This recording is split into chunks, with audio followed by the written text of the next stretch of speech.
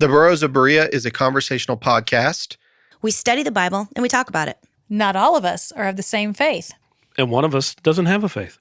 But we still love one another, and we're going to continue to talk about these things. The things we believe in and the things we believe about what we read in the Bible. Not all of these are necessarily true. Some of it is opinion and speculation. Thank you for listening and speculating with us. There you go. That was good. Yes. You are listening to the Burros of Berea. Well, welcome back to the Burros of Berea. I'm Rick Welch, and to my left is Tiziana Mom So Hard Severse. Absolutely not. That's it. Absolutely not. You know how many times my mom said to me like that? Just like that? Absolutely not. Yeah. Or you got to say their full name. Oh, yeah. Yeah, which I always hated. Rick Toe Jam Welch, absolutely not. Wow. And the Honorable Sarita the Edge Edgerton. Hello. Back from the Capitol. Not yet. We're going to say Not that yet. pretty soon. Behind the glass, Rocket Man Andy Bishop. Straight out of Compton, Ralph Hicks. And Richard Big Daddy Carter. Oh, yeah. Oh, yeah. I got to be a little softer. I think I might have blown the speakers out on people's car on the last episode. Yeah. The last, Rein it Andy, in. you might have Oh to, yeah, I know. I made you redo the intro. Remember? yeah, you might have to turn it down a little bit. It's more sultry than the world can handle, Rick. You gotta, That's it. That's it. You get that nice Yeah. bass in there. Yeah. Yeah. absolutely. Somebody with a big system in their car. Somewhere in the world, James Earl Jones said, I felt power go out of me.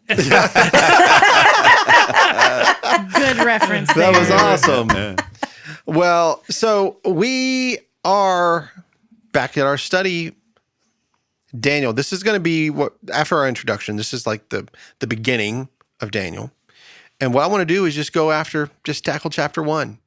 I don't know if we can get to all of chapter 1, but I want to tackle it. Is anybody willing to read Daniel chapter 1? All right, hammer down. The whole thing? Read it all. Let's Somebody- just feel it. Let's feel it. Somebody said, How many verses are there?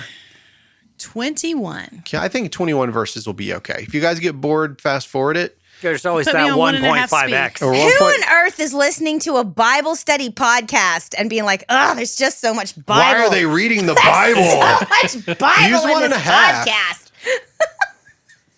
In the 3rd year of the reign of Jehoiakim, king of Judah, Nebuchadnezzar, king of Babylon, came to Jerusalem and besieged it. And the Lord gave Jehoiakim, king of Judah, into his hand and some of the vessels of the house of God. And he brought them to the land of Shinar, to the house of his God, and placed the vessels in the treasury of his God. Then the king commanded Ashpenaz, his chief eunuch, to bring some of the people of Israel, both of the royal family and of the nobility, youths without blemish, of good appearance, and skillful in all wisdom, endowed with knowledge, understanding, learning, and competent to stand in the king's palace, and to teach them the literature and language of I'm going to go with Chaldeans. I know some people say Chaldeans, whatever. The king assigned them a daily portion of the food that the king ate and of the wine that he drank. They were to be educated for 3 years, and at the end of that time, they were to stand before the king. Among those were Daniel, Hananiah, Mishael, and Azariah of the tribe of Judah. And the chief of the eunuchs gave them names. Daniel he called Belteshazzar. Hananiah he called Shadrach. Mishael he called Meshach. And Azariah he called Abednego. But Daniel resolved that he would not defile himself with the king's food or the wine that he drank. Therefore he asked the chief of the eunuchs to allow him not to defile himself. And God gave Daniel favor and compassion in the sight of the chief of the eunuchs. And the chief of the eunuchs said to Daniel, I fear my lord the king, who assigned your food and your drink. For why should he see that you were in worse condition than the youths who are of your own age? So you would endanger my head with the king. Then Daniel said to the steward whom the chief of the eunuchs had assigned over Daniel, Hananiah, Mishael, and Azariah, test your servants for 10 days. Let us be given vegetables to eat and water to drink. Then let our appearance and the appearance of the youths who eat the king's food be observed by you, and deal with your servants according to what you see. So he listened to them in this manner and tested them for 10 days.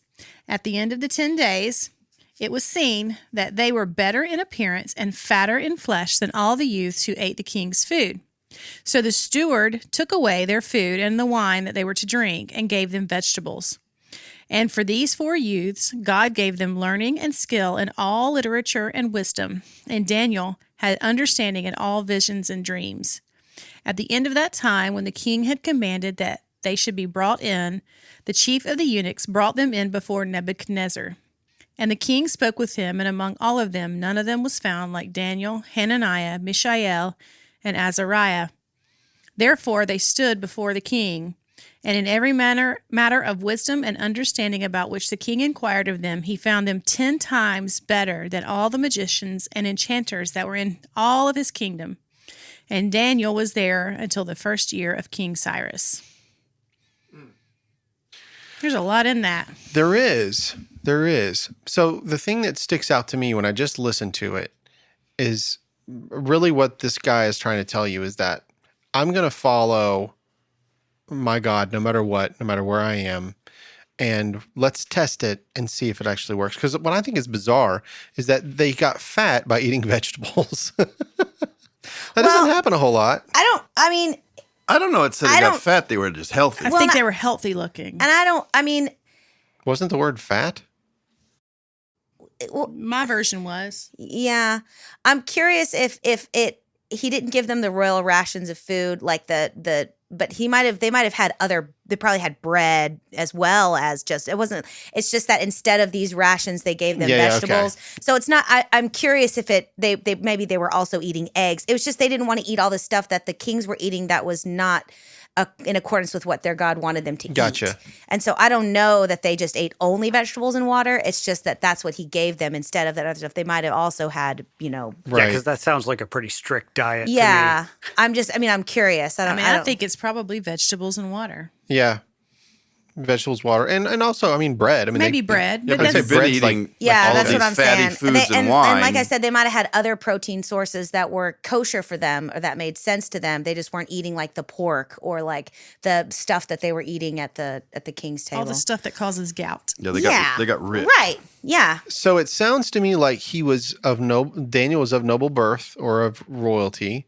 Or he was good looking, he was smart, he was very well educated, and that he was part of that group that was brought there to be completely retrained.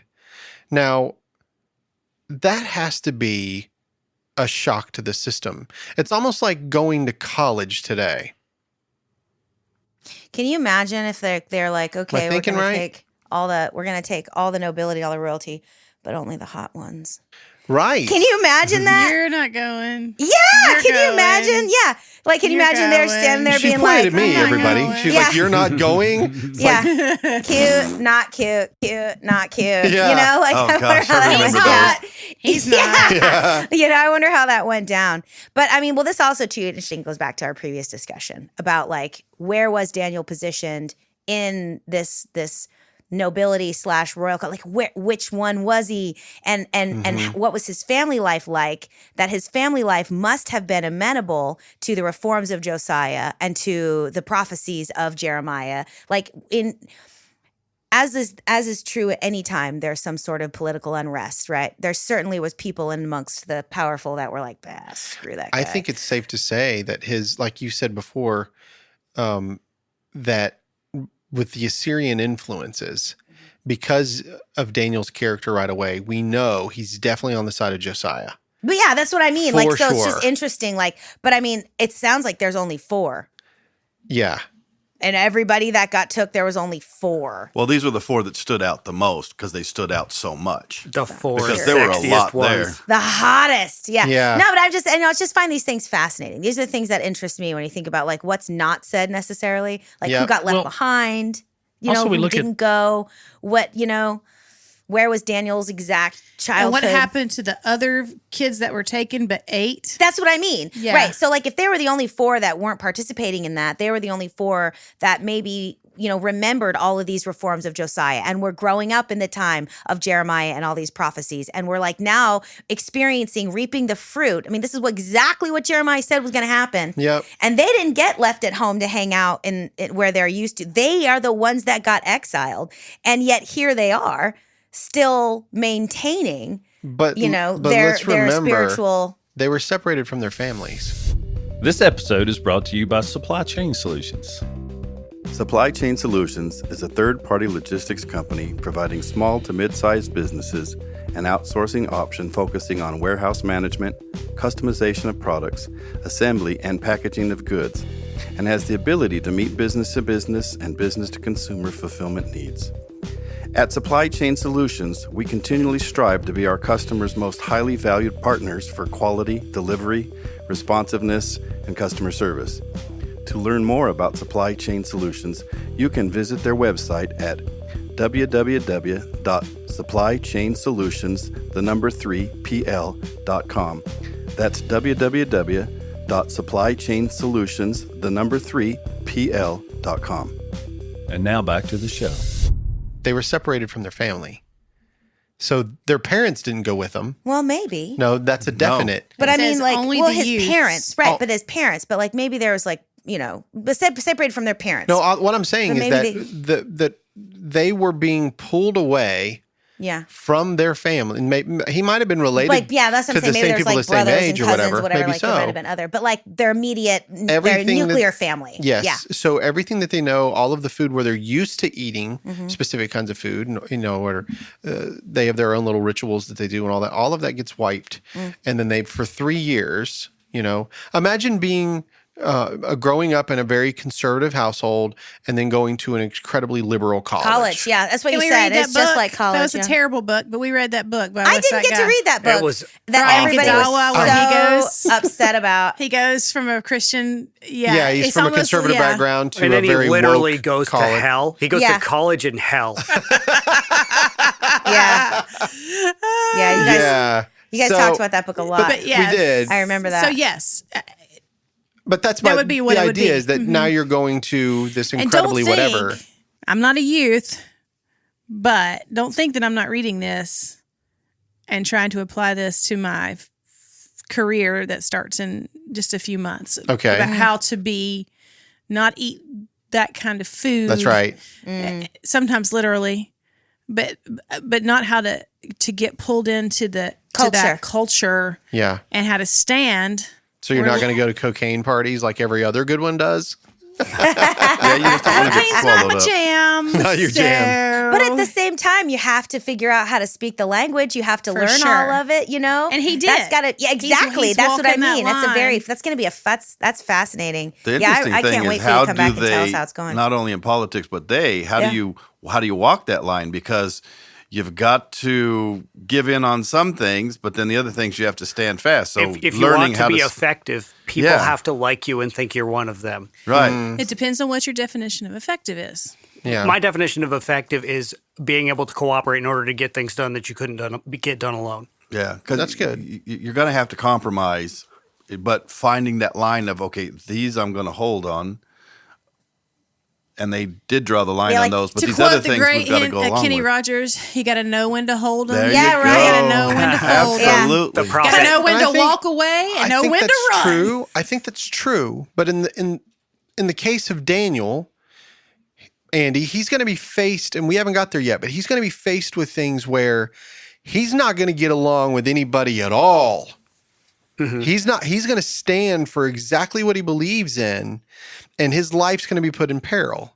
And that's what's going to happen. And this is a story More than once. but I mean, we're talking. That's a hero narrative. It's a hero narrative. And but what that is that he does what God says and not what everybody else around him says. Because he believed in his And name. that's the same thing for his three friends. We know we're going to get into that later, though.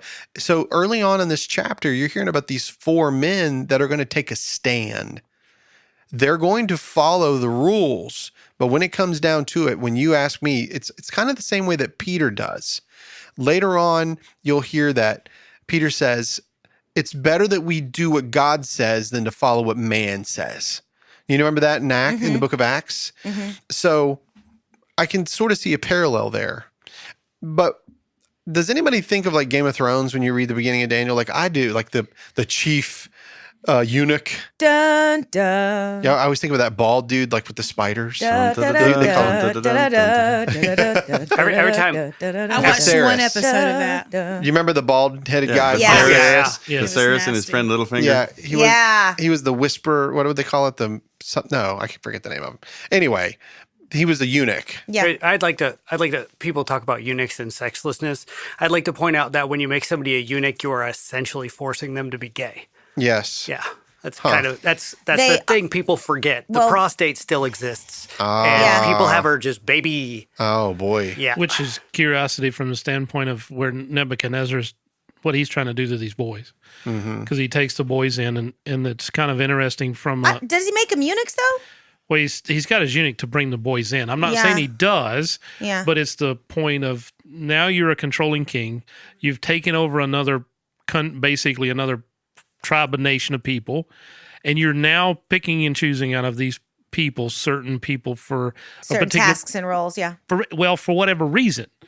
Does he know that he's picking out the kids that are going to literally have a major impact to him, or is he trying to make an effect on the country that he's choosing It's the children demoralizing. from? In some type of way, he's trying to affect that country and leave them. But it also, Rick, it could seem like it might be demoralizing, but it sounds to me like he's trying to re-educate this younger population because he's thinking about the empire. Yeah. He's going to grow an empire, and so he wants to have people that he brings in from all, because by the way, he might have done this to them, but this isn't the only place that he's done it. He's done it every other city he's sacked Yeah, too. well, He's yeah. brought in people from different tribes and stuff, Usually right? what that is for, it's twofold. It's one, you bring in the children of important people so that you have control over those people. Good. And the second thing is to train them to be on your side so that control becomes more natural Oh, and geez. less of I didn't even think of less that. of a lever. Yeah, it's a twofold thing. You got You're the doing- family back home, and then you've got their kids That's right. dangling them. Right. That's a power and then, move. And then if you train the children up right, that family going They can also forward help- will be a part of, will agree Yeah. with you naturally. And you can Yes. also Yeah. send them back to a place they already know To rule and reign, and they're to going help to do so in your assimilate fashion. them into. No, it's like classic. That's classic stuff. Man. Well, the other Taking side the is kids. how Yeah. much does Nebuchadnezzar know Machiavelli, baby. about Israel, about Jerusalem? How Say that much, again. What'd you How say? much does Nebuchadnezzar know about them, of what impact they had on the world, the known world during that period of time? I don't know. I mean, that's- Israel was teensy tiny at the time, right? Like they didn't. Well, I mean, it's like Balaam. I don't think they were teeny tiny. well, not teeny tiny, but like in terms of like their Israel on the stage of history, they're not the Babylonian Empire, they're not the Assyrian Empire, they're not like Egypt, they're not. Well, I mean, you this have the teeny- story. Yeah, no, look at Stories. the size of Iraq and Iran compared to the size of Jerusalem, of Israel. You've got the stories of this group of people that were taken out of Egypt. You've got to have that word of mouth story keep going. You have Abraham going into Canaan and Joshua and the story of Jericho. Those stories still persist, probably in those groups of people around in that area. And how much does Nebuchadnezzar know about those stories? How much has he heard those stories about these people? I mean, he's not. Of course, he hasn't seen it, but has he heard them? Does he know the significance of these people? We are reading history and trying to stay in that moment. Okay, Yeah. so he's sacking different cities.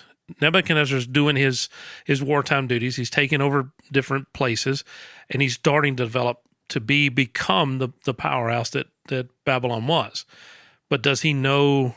And the story doesn't Yeah. tell us how much he knows. It's easy of them. for us to think like he didn't care, he was barbarian, but we don't know. We really don't know. We don't know how much. I mean, he obviously entrusted his eunuch to take those young men in to do what he said, and then the chief eunuch goes against the king's suggestion because Daniel said he's going to feel better. Well, let's but what take did a it look say? at- But what did God do right there? You read it. Well, before we go back, Yeah. let's see the purpose or what he was going to have them do. Okay. So that'll tell you a lot about, he's probably not like Genghis Khan living on the plains of Mongolia. Right. Okay. He takes him into the palace and he is going to teach them literature and language. And they were to be educated for 3 years. He's investing a lot of time and resources on these human beings. So we know that he's probably not some savage. That's right. King. They're not to be servants; they're to be participants. He is Again, all in yes. the service of him retaining Oh yeah, power. he's Correct, building but he is mini a rulers. refined person because he obviously values language and literature, knowledge, but he wants people to advise him that he can trust, that he controls, and if they have knowledge of the people, the Hebrew people, Yeah, so much the better. so much the better. It's like it's like this like incredibly complicated version of Stockholm syndrome. That you know what I mean? Like we've captured you, but I'm going to be kind to you and give you food. I'm going That to is teach it. you and educate you, That and I'm is going to Stockholm ingratiate you to me. It's a and then, classic thing to and you're do, going to like, participate. yeah. Yeah. Well, the other thing about it that both of you brought up is, teaching people from different realms that they've captured and teaching them all these things. And then when he says, okay, so over here, this is what I want to do. And he says, well, I'm from there and that's this culture and they're gonna be this way about that. So maybe we ought to do it this way. It'll accomplish the same thing, but it'll be Less offensive. exactly. Yeah. So there's another reason there too. It's kind of like Pocahontas. But he also was teaching Well, them yeah. Do you in a remember? language. Sacagawea. Yeah, the Chaldean language. He was teaching them and to Sacagawea are two different people. They are. They're two, but they're female Indians. You meant and Sacagawea. And I was- Sacagawea. I was like, those are two different people, right? Yeah. Yeah, they are. But I'm just I saying flew that. in a helicopter with Pocahontas once. Did you? No, that's a long call. Somebody will get it. Okay. So if Nebuchadnezzar, I'm going go back one more time. If he's playing chess in that area, if in the realm of taking places, that maybe Jerusalem in his mind, and just again, this total speculation on that side part of it, is does he think that Jerusalem is the queen of the area? If I can build up enough army, eventually take them, then I can use what I think about the stories of these people that have conquered the area in their time and been this fabulous thing. Now I can assimilate them into me, and then I can begin to use them for whatever purpose he knows. I mean, maybe and I'll conquer their God. Yeah, maybe that's good. And I'll conquer their God. They'll see it'll demoralize them, and they'll be easier to because manage. they were a powerhouse. I mean, just to think of the land that they took over and the people that they annihilated leading up to that time. But this was also like hundreds of years later, well, it's still What the was hundreds of stories. layers? right? Yeah, but it's still the stories. Nebuchadnezzar if and I Babylon, can- like at this point, right? Like it's a long time later from Jericho, right? That this Totally, this is happening. totally right. But Yeah, I know those these stories people. are passed down and passed down and passed Yeah, but down. not- But he I knew don't- about Solomon. He had Yeah. to know about Solomon. Yeah, Solomon was well- known throughout the whole world. Yeah, but that was only a couple generations ago. I guess what I'm suggesting, okay, so what I'm saying is archaeologically, I don't know that there's a lot of evidence in Babylon that they had these stories. Jerusalem was telling these stories in and amongst themselves. 100%. But it's not typical of cultures around to tell the stories of other people's exploits. You tell the stories of your own exploits. And so it's probably not likely that King Nebuchadnezzar had all maybe this for knowledge. most people, but not for the kings that are into knowledge, and he was into knowledge. So Yeah. he would have been listening to stories about what other cultures were doing and learning those things and incorporating the things that work for him, because that's what they So do. what about Sarita? At the very beginning of this, you read, doesn't it say that they took things from the temple Yes. and brought them Yeah. back? Yes, they Vessels. took the vessels. Yeah. So cups. Yes, all so the things basically like these that. were All the wars pretty of wealthy people stuff. and But their they gods. stored them. They didn't use them. This will show up later, Yes. though. Yeah. Your Somebody notes does. were point on that on the last Yeah. episode that he chopped them up and took them back to his place.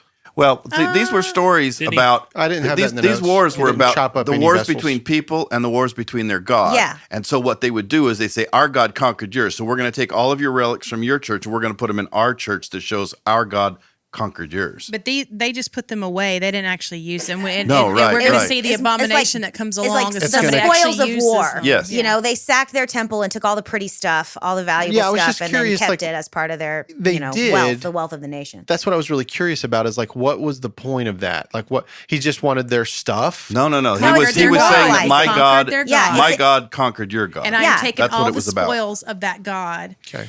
And Yeah, it's demoralizing. You can't just conquer a people by like going, I'm here now. You have to violate their culture. You have to like destroy their families. You take all their noble sons away from them. Like, and so taking all the things out of their temple is also removing their abilities to worship, properly, because you took away all of their accoutrements, all the things, that they use in their spiritual practices. And like Ralph is saying, my God's bigger than your God. and he didn't even take them to use them. He just took them and threw them in a storage room. Yeah. Yeah. So that you guys can't have them, Okay. But it was the temple vessels. Undermining, Temple yeah, vessels. Yeah, well, undermining that's what your they all spiritual did practices. back in for Yeah. 1,000 years. That's what they all did. When they conquered, they went and sacked your temple, and they took everything and put it in their Which is temple what to put it made in say, the Rome, treasury. which He is put what it in the made Rome so treasury. interesting. He didn't even put it. He put it in the He put it treasury. in the treasury of his God. Yeah. So he took God's accoutrement and put it. It's to like worship the his Philistines gods. taking Yeah. the Ark of the Covenant. Yeah. Yeah, That's basically what it Yeah. is. Exactly. We're taking the power. So if that's the case, then I just Let- learned this week why David picked up 5 stones. I'm this many years old, by the way. When you said Philip, it just reminded me of that. Don't know why it just came right out of my mouth. well, "You're from the Philistines." you need to tell me now what it means because I don't know what you're talking about. So in the book, David only uses 1 stone. Right. But he But picks up five smooth ones. Because Goliath had siblings, Oh. and he thought that he was going to have to take them all down. Ah, so he had 4 brothers. Mm-hmm. Wow.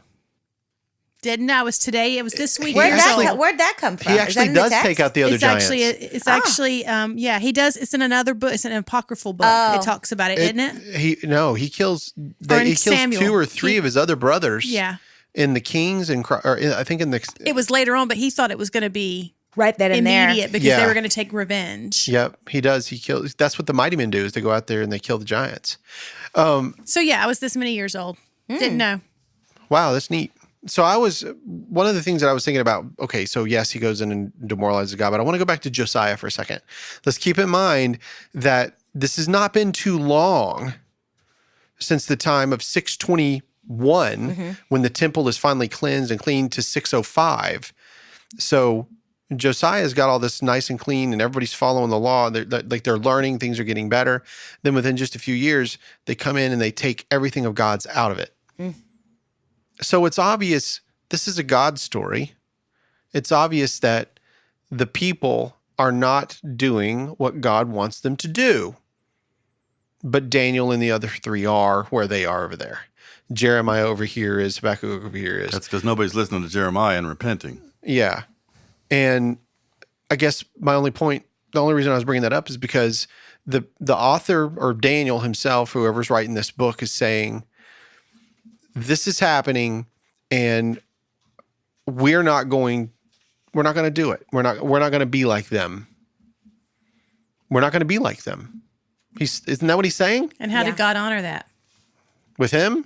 And as for these 4 youths, God gave them learning and skill in all literature and wisdom, and Daniel had understanding in all visions and dreams. So the 4 of them, their education did not come from Nebuchadnezzar, the chief of the eunuchs, or the steward, or that God. Yeah. It came from the God. Right. And it specifically says those 4. They almost follow the path of John the Baptist. Yeah. So with the sieges, so 605 was when they took Daniel and these guys. In 597, they took Ezekiel Yep. and the majority, like 10,000 people. And then in 586, the rest of the remnant was captured, the temple was destroyed, and Jeremiah writes Lamentations, which I think is just fascinating. Like, I guess it just took me a long time to figure out that they were Ezekiel, Jeremiah, Daniel were contemporaries, because you kind of think they're all spread out, but they were all like in Habakkuk, they were all there together, like right. living this exile in different ways, and it Yep. affected them differently. And it's interesting History- I was just going to say history's wild like that. The things It that is. happened at the same time Yeah. that in your brain are completely separate events. Hundreds of years apart. Yeah, in your brain. Ralph, Yeah. what were you saying? Sorry. Well, I was just saying that, it's interesting how there's several people that live to 60, 70, 80, but the average lifespan from 600 to 1,000 was 48 years old. Some of that is because they're including infant mortality. So that's some of that lower age span in They years say past. some people lived up to 65 and older, but for the median, the average was 48. I'm sure that they take something like that because back then infant mortality was really high. Sure. I've often wondered and I didn't get a chance to do it before this study, and I'll try to do it before the next one, but I want to do a search on the names because that we already know, like if you give somebody a different name, it takes away, but all Hebrew names have a meaning. Like Danielle, what does that mean? Daniel. L is obviously God is my judge. And then, so what does... That was fast. Well, I'm curious. Did you know that? You just popped right off with that. So Yeah. So the other three Hebrews have a name too that means something. So whenever the Babylonians give them a name, what do those names in Babylonian mean? That's curious. Usually in the New Testament, we talked about this. Everybody has a different name. Peter had a second name. Uh-huh. His first name was not It was Simon. Simon. Then it was and then changed to Peter. The second name became the more important Matthew name. became Levi. Oh, was also Levi. Yes. Their second name became the more important name than their first name. But the only reason that Saul becomes Paul is because he ministers to the Greeks. It's just because it's the, Greek. the It's Hebrew people Hellenized. called him Saul. Yeah. It was Hellenized. Yeah. Actually, they called him Shaul. Shaul. Shaul. Well, I That's how don't you speak pronounce it. Hebrew, so I'll go with He was Saul. in Dune. Shaul. Yeah. Shaul. That sounds like Sheol. Sounds like so Shaka I'm Zulu. Yeah, I'm not going with that. Saul. It's King Saul. I'm from South Carolina. King Saul. Nebuchadnezzar was... Which sounds like SAW. Nebo was God of wisdom and prophecy, which is funny because he didn't have much prophecy, which is why Why he he had needed Daniel. Daniel, That's yeah. right. And then the last part of his name was save my son or protect my son because his father named him that after himself, God of wisdom and prophecy, and then save my son. Interesting. Or take care of my son. So I just found it. Thank you, AI. AI did this for me so quickly. So Shadrach, Meshach, and Abednego were the Babylonian names given to Hananiah, Mishael, and Azariah, 3 young Jewish men who were taken captive and brought to Babylon during the reign of King Nebuchadnezzar. Their original Hebrew names were Hananiah, meaning Yahweh has been gracious, Mishael, which means who is what God is. That's kind of interesting. Azariah, meaning Yahweh has helped. The Babylonians gave them new names that had religious significance in Babylon, literally or likely to try to integrate them into the Babylonian culture. Shadrach, possibly related to the Babylonian Marduk. Meshach, possibly related to the Babylonian god Aku. And Abednego, or servant of Nebo, the Babylonian god of wisdom. So they had God names in They had in God their names, original and they changed them language, to and they their- changed them to their God To their names. god names. Interesting. They really are trying to wipe out their god. Yeah. Yeah. Because that's how you defeat a people, Yeah. It seems like a lot of is the erase their connection to their God. Yeah. You know? a lot of the if- Old Testament is the story of the War of Gods. It is. Well, and if you go, I mean, the unseen realm, where every nation had a god, an angel, whatever you want to a call reigning it. spirit. Yeah. I'm so happy that you like Heiser. I think I'm he's- such a divine counsel person. And so like I love that. so if in this instance, whoever the god was that was for Babylon, Nebuchadnezzar, he would have wanted that God would have wanted to defeat Yahweh because Yahweh was the one, the God. He was the Yes. guy. He was the guy. So if they could have that little defeat and then take the servants, take the most high, like the best of the nobility and the rich, I mean, it just destroys the lineage. And is it consequential that all 4 of these were from the tribe of Judah? All 4 of them were from the tribe of Judah. So he was trying to wipe out the tribe of Judah. Now, why would a devil want to wipe out the tribe of Judah? Yeah. because he knows prophecy just Yep. as well as anybody else. He does. That the Lion of the tribe of Judah is going to save the world. And if he can stop it from happening, I mean, this is not coincidence. Well, you know what's interesting about changing their names in Babylon? That gives them that lifts them up in the eyes of the Babylonians, because Marduk was a deity. All of that, they're giving them names of powerful or people, labeling them as servants of these powerful gods. Well, yeah, but raising them above the Babylonians. Well, I don't know what their names were. No, I'm don't know how talking they about named their raising kids. their name. When he changes their names to those names, those are high, powerful names. Marduk was a Yeah, deity. but what I'm saying is I don't know what common names were for Babylon. It might have been common for Babylonians to name their kids that, like those kinds of names. That's what I'm saying. I don't know what the average Babylonian name was. Like, That's right. So I Kind of don't know. kind of like John, like or for us, I'm talking about like standard names. Like there's like a Abednego Shadrach. might have been like I'm the looking at number two one of name them. in Naming 20, everybody in Jesus. 620 BCE. Yeah. Right? Yeah. I get we don't it. have a like most popular names book from But it seems to me 7th century BCE. On the streets of Babylon, there's a Shadrach on every corner. In either case, they're naming them. They're wiping out the name of their god and they're replacing it with the name of their god, saying, Yep. "This is now your identity. This is who you serve. This is who you are the mouthpiece for. This is who you belong to now. Well, you've been defeated. You've been captured."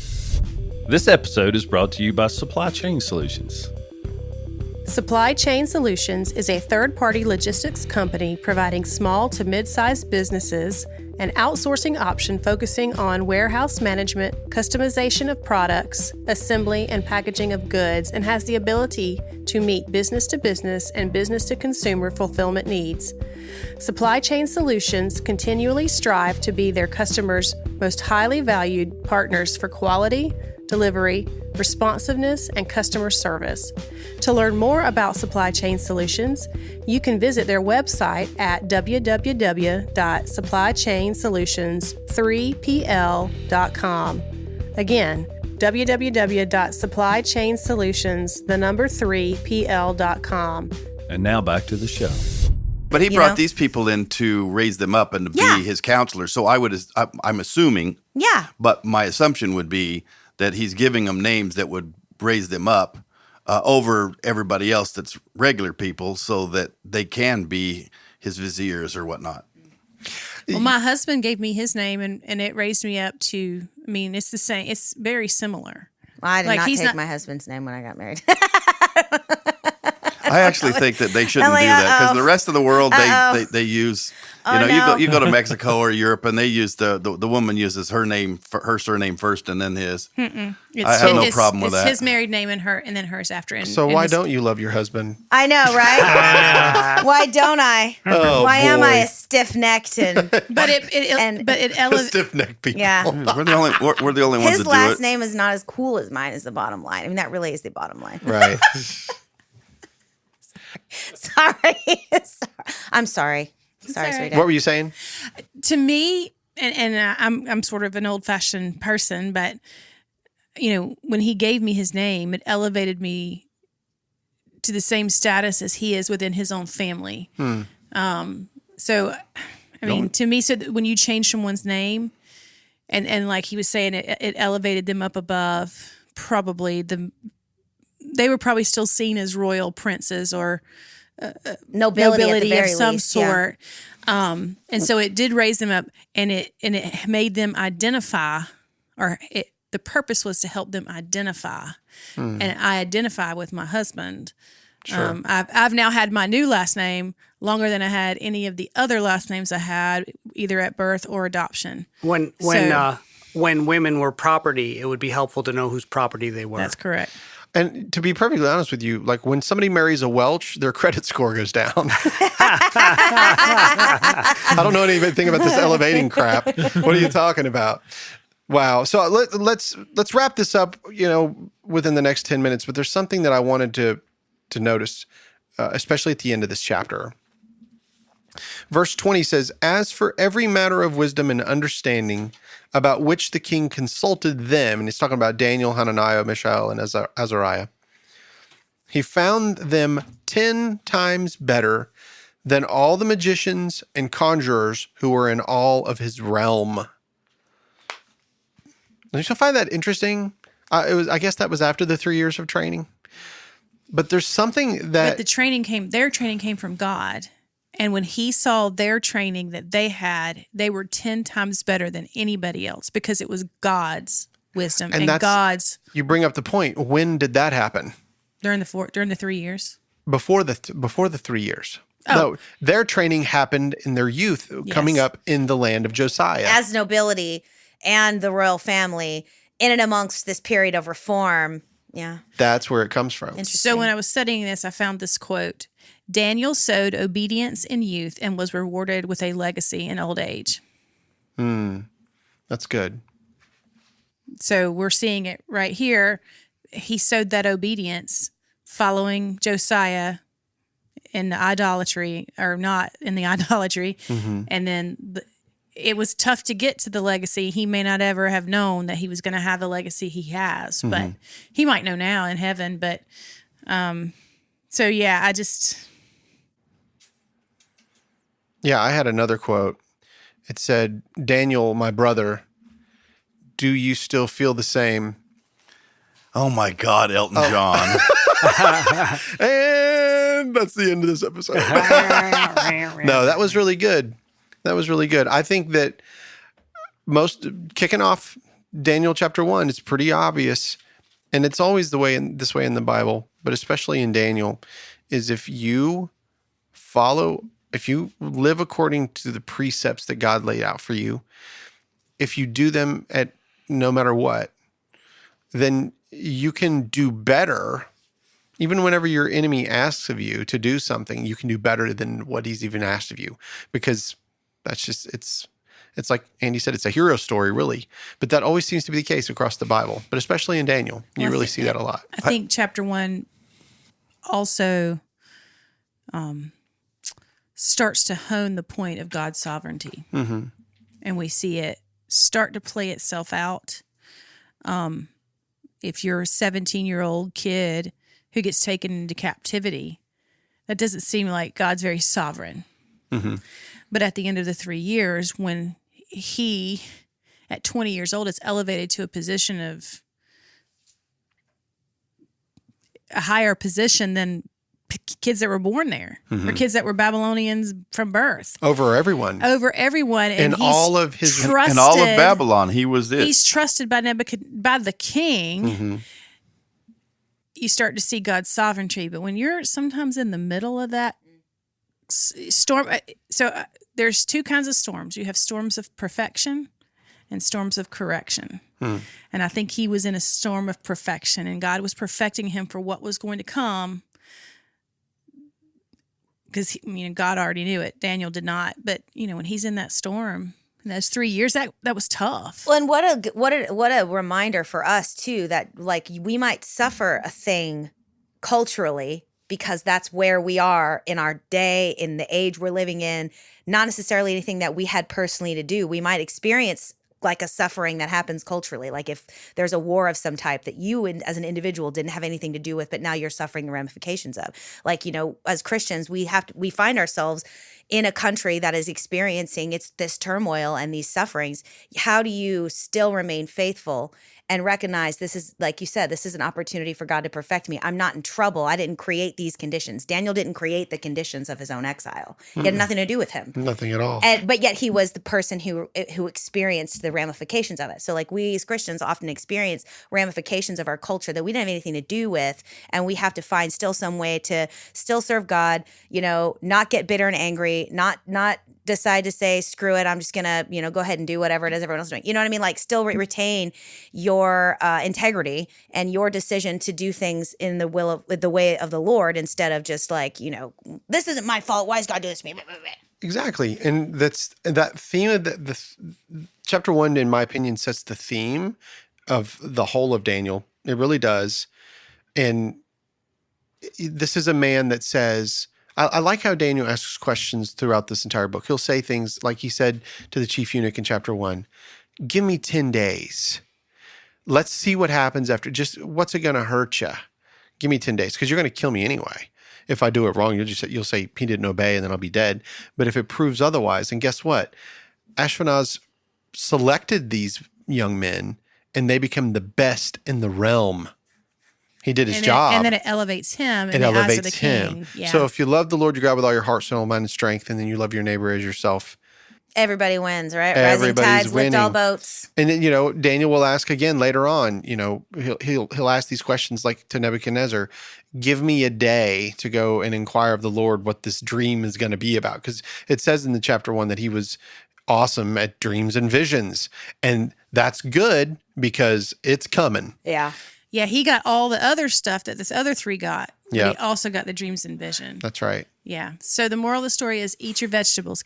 Well, if you There's That's how right. I'm mom so hard today, teasing Yeah. out. Yes, eat your vegetables. Make Eat your your kids eat your vegetables, even vegetables. the Brussels sprouts, Rick Carter. Jeez, I love Brussels. Brussels Me sprouts too. are so good. Oh my Okay. gosh! You can Nice have and crispy. Do you Ooh, guys if you do you fry guys 'em- remember what Brussels Garlic. sprouts tasted like 20 years ago? They have Dirt. significantly changed in Yeah. our lifetimes. Yeah, They've you don't been just eat bred, them boiled out of a can. Yeah, the bitterness you, has Bill been bred Gates. out of them because of Bill Gates. I don't know. Monsanto. Bill Gates real big on crossbreeding Brussels sprouts. Apparently, Yeah. I didn't know. I didn't either. now I you was, just- Somewhere I in was there, this there's a- years old. You heard it here. I was today years old. Somewhere in there's a joke about Microsoft breeding out bitterness in the people or something. I don't know how to do it, but the breeding out of bitterness over time. Yeah. That's, Thank you, Bill Gates. Bill Gates is really not associated with Brussels sprouts. Oh, that was- Well, he should start in case feeding them to anybody Melinda was- then. Yeah. I'm over here like all I'm doing right now is remembering the best Brussels sprouts dish I ever ate in my whole life, and I'm like composing it in my mind. go to Crispy fried Carrabba's. Brussels sprouts with like bacon bits and then a fried egg on top. Shut up. Oh, Wow. where is that? So good. Let's That was go. at Storm. This was years ago. Storm let's- Cafe in where's downtown. that? Storm. It's a rum bar. The rum bar. It's across the street from the Orange Peel in downtown Asheville. Oh, is yeah. it There's still a there? like kitty corner. Yeah, it's still there. Although I don't know that the chef is still there. My friend Tom was the chef back then. Tom was the chef back then. I know I that. I know the guy still with the know recipe. him. Yeah. There you go. I'm know I'm him. babysitting I his know kids him. tomorrow. I'll be Oh, like, look yo, at Tom, that. guess what? There Make you me go. some Guess what? Brussels sprouts. We're having a Christmas I'm gonna party, need and we some need you to make Brussels the sprouts. Brussels I'm gonna sprouts. text him. I'm gonna text him. Tell him I'll pay for Do you everything remember if that? he makes Yeah, it. they were like these deep fried, flash fried. Listen, everybody, I'll keep talking. I'll stop. Oh, what were you going to say, Rick? The best vacation spot that I ever go to and very frequently Yeah. is the homepage on Windows. That's true. On mine too. Like Yes. some of those pictures are incredible. They're awesome. It's like that's You not got real. mail. Yeah. Well, that's good. So that was I enjoyed that. So we're going to go on after this. We're going to get into chapter 2. And if you don't mind, Sarita, when we come back the next time, let's try to keep up with that chiastic form and see if we can understand what's going on. Are we going to understand the book of Daniel differently if we read it in this particular way? There's some very interesting timing marks between chapter 1 and chapter 2. Yeah, I just want to see what's the point, of this 'Cause they need chiastic. What are three. we trying to, what's the overall theme happening here? You know what I mean? It isn't interesting that Daniel and Revelation are written the same way, but John, the gospel, is not, And Genesis. and Genesis. So I think I do find that very And there's some interesting. psalms that are some of the more apocalyptic type psalms are written also in that chiastic structure. Didn't we learn that inside Esther they had like miniature chiastic forms? I think so. They were like in small, just in like little areas. Yes. Within that, it's like kind of like the first outside, inside, last kind of an idea. I kind of think that's the way my brain is. Inside, Foil? outside. Chiastic. Oh, chiastic, yeah. That's sarcastic. The curiosity I was would going to be say caustic. in the same realm That's that me. the parables That's were mine. taught. Is that if anybody ever saw it or read it without somebody to decipher it, you wouldn't really understand the timing of things. Yeah, we really are very fortunate to live in the time that we live, especially absolutely. because we actually have so much more information that people even 20 years ago didn't have in regard to like the Hebrew language or The internet rhetorical devices, hyperbole, the Oh, uses. heck with that. I'm thinking before pre-1950s, we didn't have air conditioners or good Ralph, refrigerators. that was me too, right there. Sir. Yeah, and we've talked about that before. Antibiotics and AC, baby. High five. And indoor flushing toilets. Yes, Plumbing, indoor plumbing. Hey, Because my people came Yes, from the our mountains biblical where they knowledge- Oh, had hey. outhouses. My grandparents had an outhouse. so if I told you, and this is a true story, if I told you that we learned through DNA that I am related to King Richard the Lionhearted, what would you say?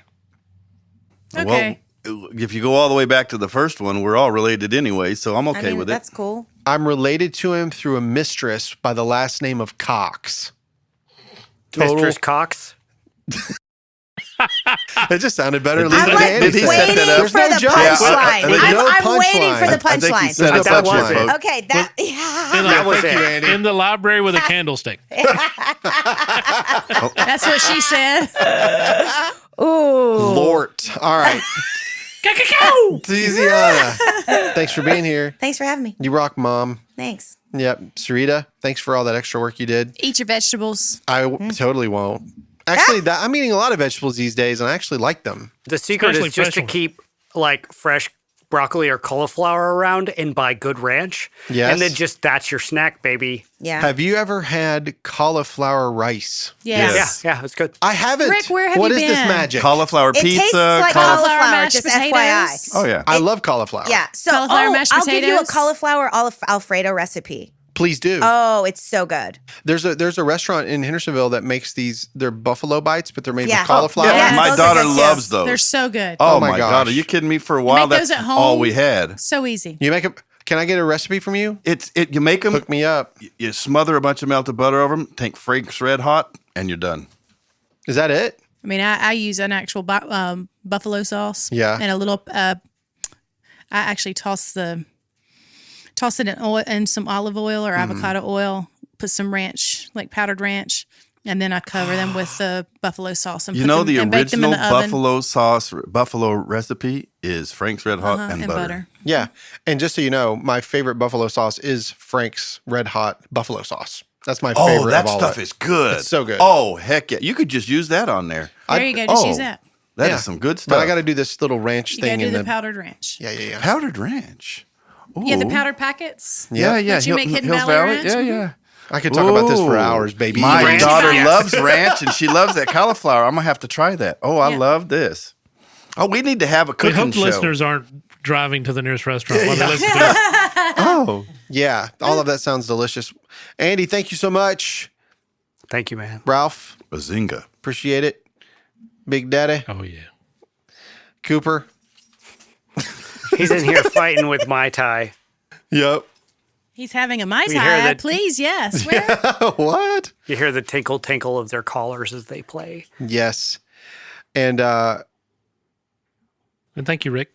oh, you Thank betcha. you, Rick. Thanks, Rick. Thank you, Rick. You got it. You It's got so it. good to see less of Thank you. you, Rick. Yeah, 41.2 pounds. Bam.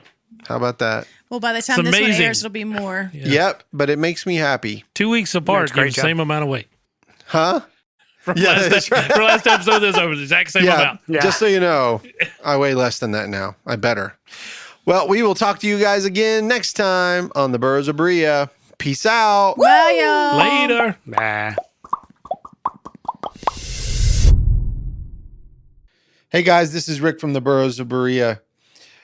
A lot of people have been asking us, hey, what is this Patreon thing?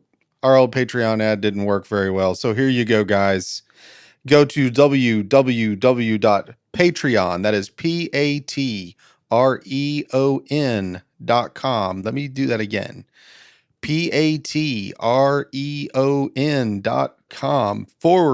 patreon.com/the Burros of Berea. If you go to the Patreon page, you will find that we have different levels that you can give at. We have a $3 level, a $5 level. We've got a $10 level and a $20 level. I thought about putting a $1,000 level there, but you never know how that's going to work out, right, Andy? That's right. So go to www.patreon.com/the Burros of Berea and give us all of your money. Even a little bit will be fine. Yeah. And that 5,000 wouldn't hurt me either. No, it would hurt nobody. Thanks, guys. Yeah, I sit quietly and let them come to me. Snickers likes the kids, but Glenda's like, absolutely not. Absolutely not. Well, it's funny. The cat that just died was never outdoors. We adopted her from somebody had her indoors, and then we had her, and she was always indoors. And then she snuck out one day and caught a damn bird. Oh, Yeah. they're And wanted amazing. to sneak out all the time to catch birds. And she probably got out a dozen times, and all she would try to do is catch birds. That's the craziest thing. I'm like, how did this happen? It's instinctual. Yeah, they're Absolutely. just They're natural killers hunters. by nature. They This are. is why half the reason we got 2 cats is because we've got like a serious vole/mice problem, somewhere they'll in our deal with life. it for yeah, sure. so we're Yep. like, all right, kitty cats. Yeah, they're great for that. We have feral cats in our neighborhood, and they are everywhere. I have feral cats all over our property, everywhere. Yeah, we have Same a as cat you. colony in this neighborhood. I mean, that's where Greg came from. He came from the local cat colony. Yeah. Aren't those the greatest? Oh, Didn't yeah. you find him like in a bush or something? Yeah, he was alone in a bush screaming. A small enough kitten sounds like a bird. Oh, that's how you got Greg? Yeah, we were walking the dogs and we heard a squeak, and I was like, that's a kitten. Yeah. And Yeah. we weren't looking for a kitten at the No. time, but he was, alone. I don't know And why he was and in creamy, distress. screaming. Yeah, and being loud. And now he knocks the thimbles off the window. Absolutely. Oh, he's trained to be fair. I know. Yeah. He's trained you to line them up. Yeah. No, well, I mean, we He's trade trained each you. other. We trade each other. I love yeah. it. All right, guys, let's get started.